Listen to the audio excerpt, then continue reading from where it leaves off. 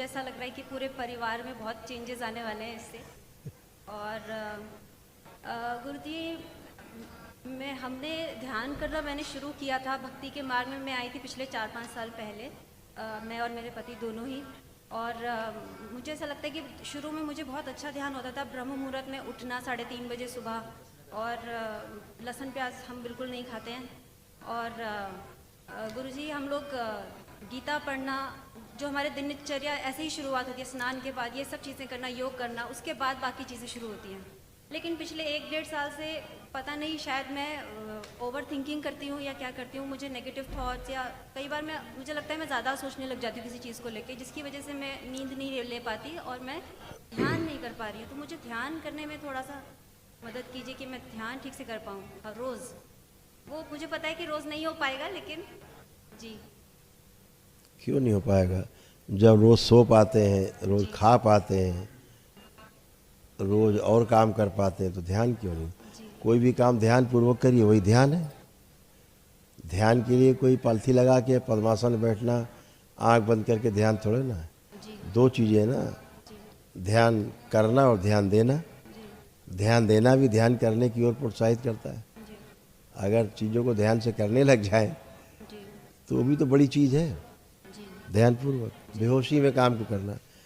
ये दोनों बेटियां आपकी और आप स्वयं, तीनों एक ही सांचे में, एक ही जैसे कष्ट तीनों को।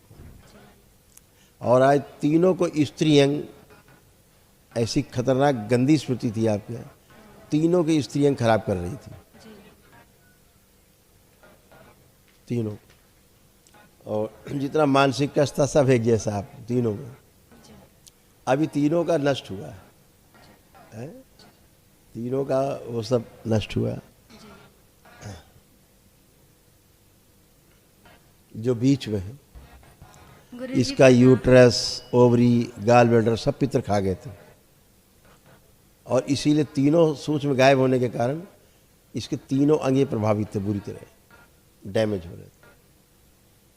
अभी दरबार ने सूक्ष्म रूप से नए लगाए, सब एक्टिव हुए सारे अंग इसके। अब सूक्ष्म शरीर से जो अंग गायब हो जाएगा, हट जाएगा, वही रोग उसी अंग में बनने लगेगा, सड़ने गलने लगेगा, इनएक्टिव मोड में चला जाता है। अब बढ़िया, पीसीओडी, ये वो तमाम इनॉल सब खत्म।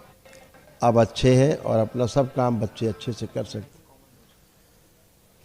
ये जो लाल घेरे के अंदर आप देख रहे हैं ना, ये आप तीनों के कॉमन कष्ट हैं, आप देख सकते। ये आप तीनों को ही होते थे।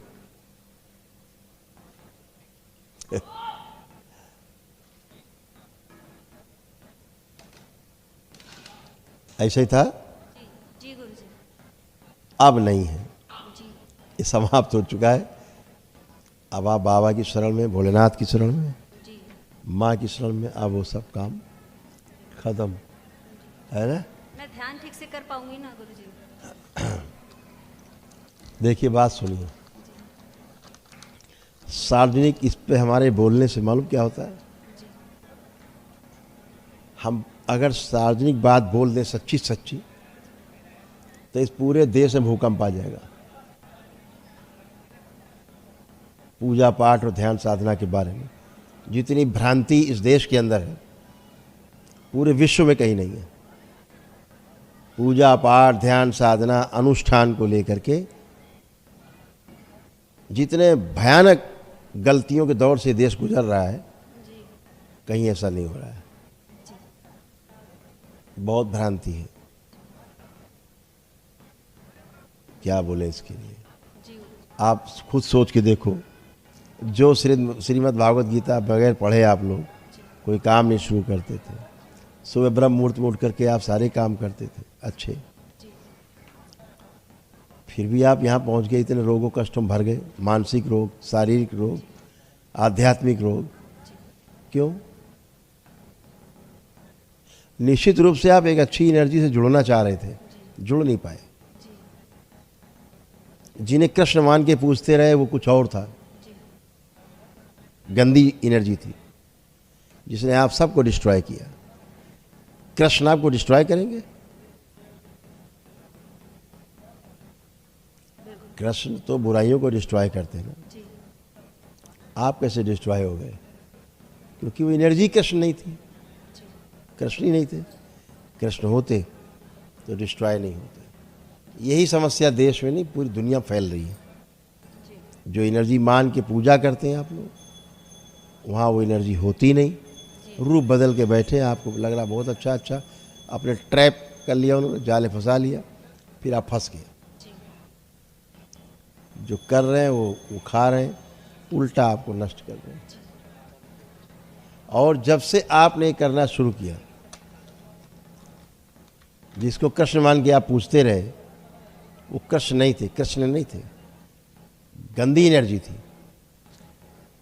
और इसीलिए आपको प्रमाण हम देते हैं वो गंदी एनर्जी क्यों थी। जब से आपने वो शुरू किया पूजन पाठ, तब से आपको ये कष्ट आए। पढ़ लीजिए।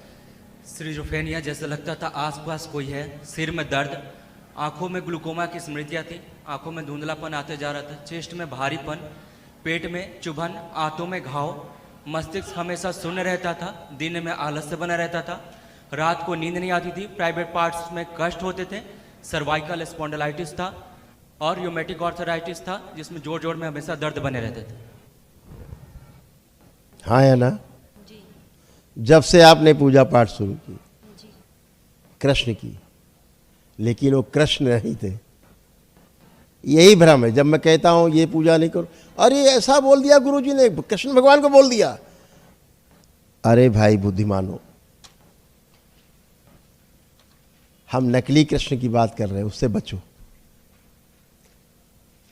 हम नकली दुर्गा, नकली शिव, नकली देवी देवताओं की बात कर रहे हैं, उनसे बचो। पहचानो, अपने सनातन को पहचानो, दृष्टि विकसित करो, और वाकई में जो पूर्ण गुरु उसकी शरण में जाओ, तो वो बताएगा असली क्या है, नकली क्या है। आज आप असली की पहचान कर पाएंगे। दरबार आई हैं, आपको वर्षों का कष्ट एक दिन में समाप्त हो गया, आप चारों का। हाँ या ना? जी कैसे समाप्त हो गया? असली से जुड़ पाए हैं। आज आपने सही पूजा अर्चना आराधना और आपने अनुष्ठान किए, सच में किया है, सही की अर्चना आराधना की, इसलिए आप अच्छे और अच्छे बने रहेंगे, है ना? जी ऐसा है। तो जब भी आप कभी आराधना साधना अनुष्ठान जब तब जाएं, तो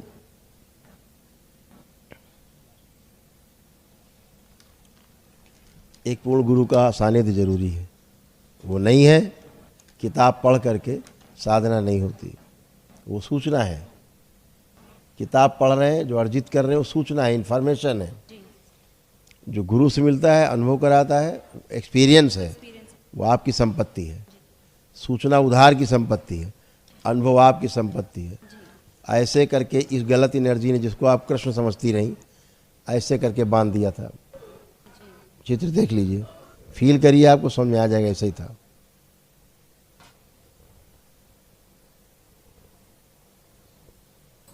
और जो बीच में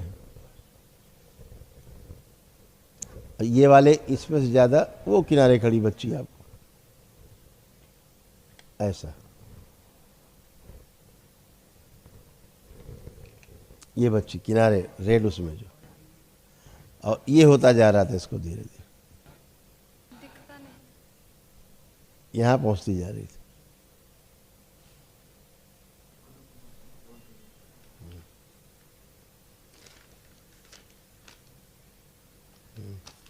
इसको क्या था आपको जान के आश्चर्य होगा। नीचे वाली लाइन पढ़ी आपने, लास्ट वाली समझ नहीं पाई होंगी। जी गुरुजी जी इससे क्या होता था पता है? सूक्ष्म शरीर में इसकी आंखें बंद थी, जी इसकी, इसीलिए इसको कभी कोई दिखाई भी नहीं देता था। क्या होता था? आंखों से, इसको आंखों से दिखना बंद हो जाता था कभी कभी, जी है ना? और क्यों बंद होता था? क्योंकि सूक्ष्म शरीर की आंखें बंद थी। इसलिए नीचे लिखा हुआ है सूक्ष्म की आंखें। हाँ, जी क्योंकि बहुत गंदा गंदा इसके साथ होता था। हाँ है ना? हाँ। अब नहीं, सब खत्म, एकदम अच्छे हो बाप, एकदम फर्स्ट क्लास लग रहा है। जी खूब अच्छा कर पाओगे बेटा। अब आप सबका कॉन्फिडेंस बढ़ा हुआ है, सेजिफ्रीनिया ख़त्म, और एकदम अच्छे फर्स्ट क्लास।